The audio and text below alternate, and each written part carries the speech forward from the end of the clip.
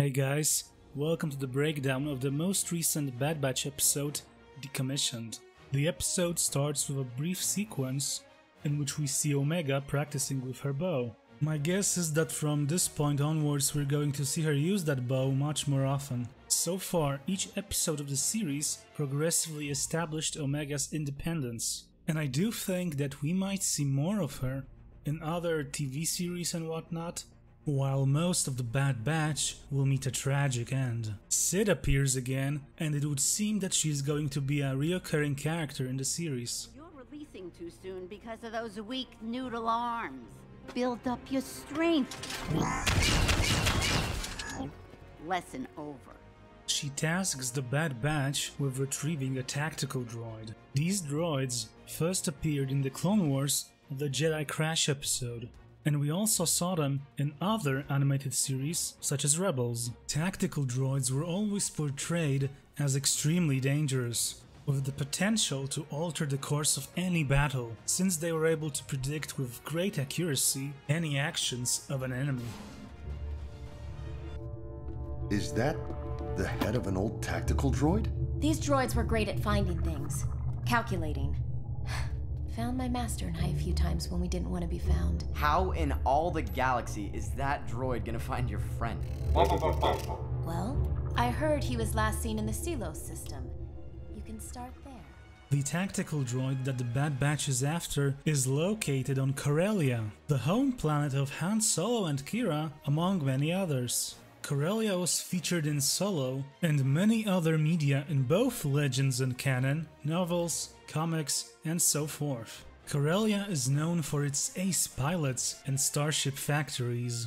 As an example, the Millennium Falcon, the YT-1300 light freighter, was constructed on Corellia. The Galactic Empire also utilized Corellian shipyards to supply ships for its navy.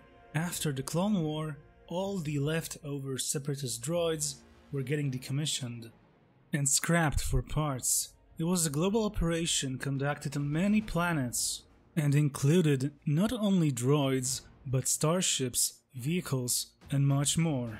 The decommissioning factory that the Bad Batch infiltrates is guarded by police droids, who are speaking Huttese, I believe, which in turn suggests that Hutts are involved in this operation, lending their resources to the Empire for a price. The police droids showcased in the episode are very reminiscent of the ones we saw in the Clone Wars, but appear to be a different model, possibly a newer one. Omega spots the tactical droid's head, which is the most crucial component of the droid, but the head is snatched by someone wearing a factory worker's suit. The suit resembles the one we saw in Rebels that was worn by Imperial factory workers. It turns out that Rafa and Trace Martez are after the tactical droid as well.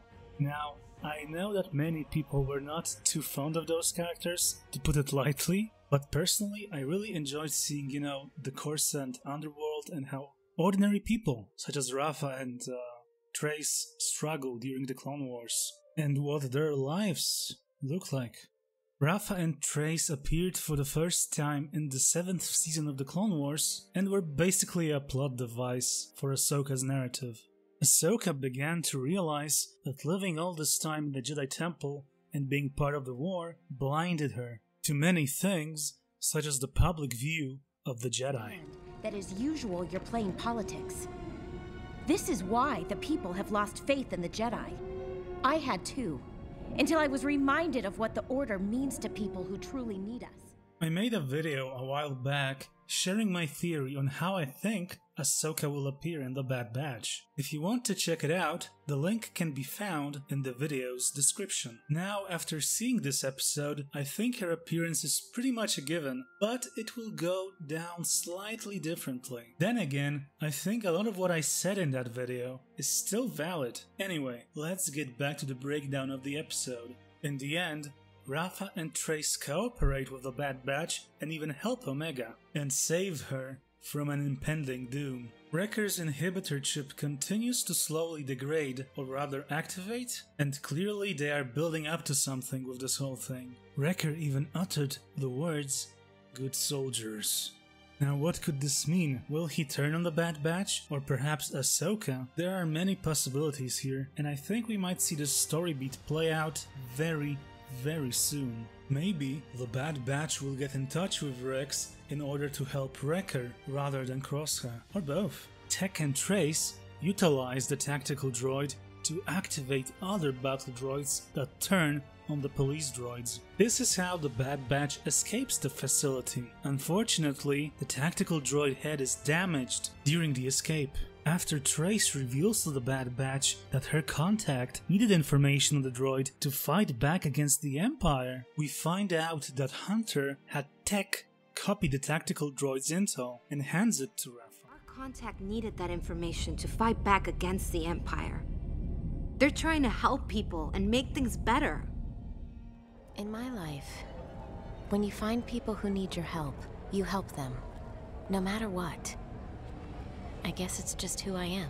Now, this is where things get interesting, and my heart skipped a beat. Rafa gets in touch with her contact, and we can actually see part of its silhouette. She proceeds to tell the contact about the Bad Batch. Now, was this Ahsoka? It's hard to tell, but knowing Filoni, it is. Do you recall how Ahsoka's appearance was teased during the first season of Rebels? Yeah, I'm willing to bet my money that this was indeed Ahsoka. I mean, at one point, Rafa and Trace referred to their client as him, which makes me think it could be Bail Organa, but the hologram could still be Ahsoka, since at this time she is working with Bail.